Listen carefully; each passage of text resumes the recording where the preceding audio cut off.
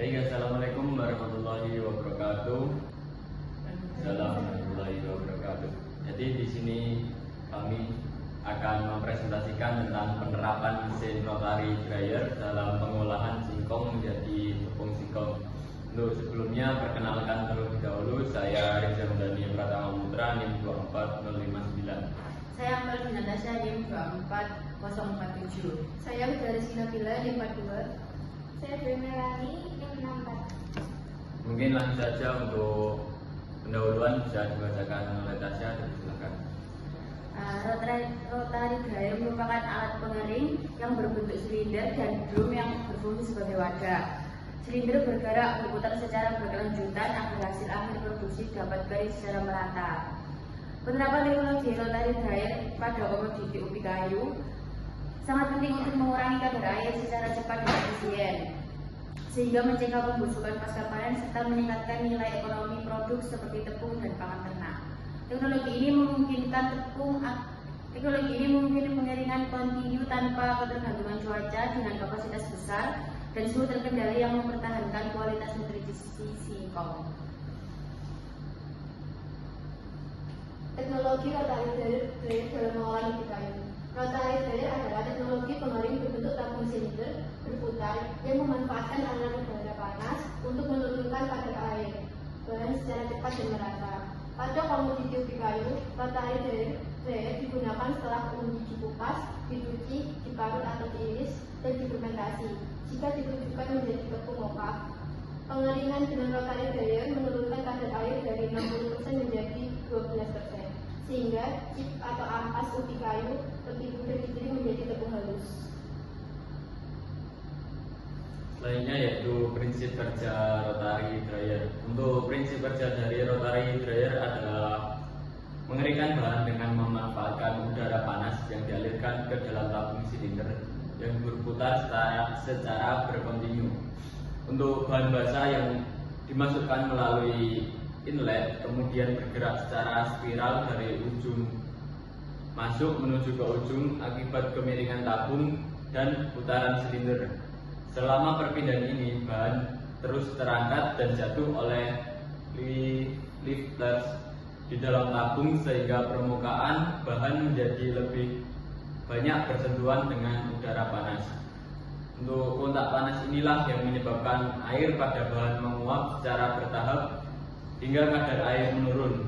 Selain itu, kombinasi antar gerakan rotasi, turbulensi udara, dan waktu tinggal yang cukup untuk membuat proses pengeringan berlangsung lebih cepat dan merata. Pada tahap akhir, bahan kering keluar melalui outlet sedangkan uap air dibuang melalui sistem egg house.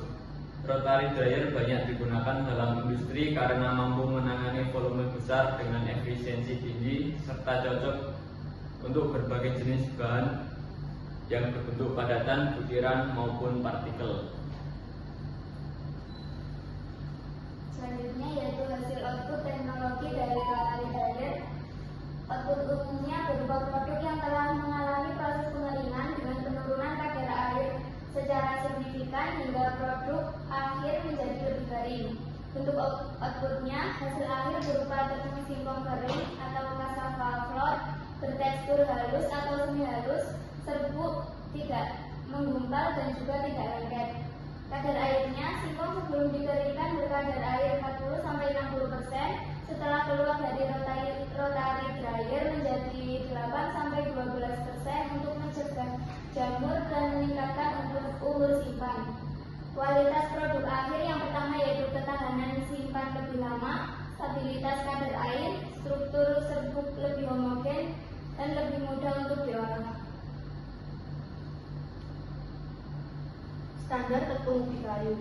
Aspek yang pertama, kadar air 10-13%. Kadar air rendah penting untuk mencegah jamur dan memperpanjang masa simpan. Kedua, bentuk serbuk halus berwarna putih atau krem menunjukkan proses pengupasan dan pengeringan yang bersih.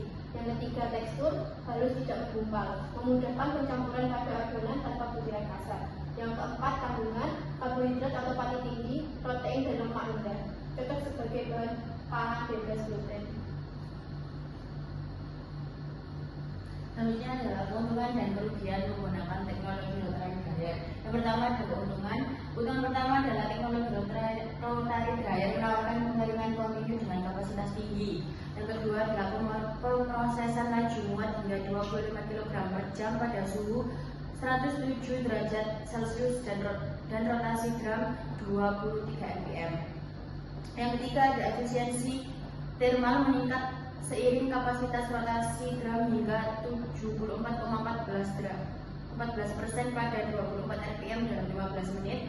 Dan keempat, menghasilkan produksi singkong kering berkualitas tinggi dengan kadar air stabil sekitar 12%. Yang kelima adalah pengoptimalan parameter seperti suhu, rotasi, dan laju muat, memaksimalkan laju penguapan air. Dan yang terakhir adalah mendukung produksi massal tepung atau chips singkong. Selanjutnya adalah kerugian. Kerugian yang pertama adalah beban berat menyebabkan rotasi drum tidak stabil meskipun suhu dan rotasi optimal. Yang kedua, memerlukan modifikasi desain untuk menjaga kestabilan operasi. Yang ketiga, pengeringan memerlukan beberapa putaran hingga 3 kali untuk mencapai kadar air di bawah 12%. Yang keempat adalah lebih lambat daripada thin layer drying pada 70 derajat Celcius dengan aliran udara 0,84 m per s. Dan yang terakhir adalah efisiensi pengeringan keseluruhan rendah seperti 17,6% sebelum optimalisasi menjadi 20,3%, serta konsumsi energi tinggi untuk pemanasan listrik atau bahan bakar.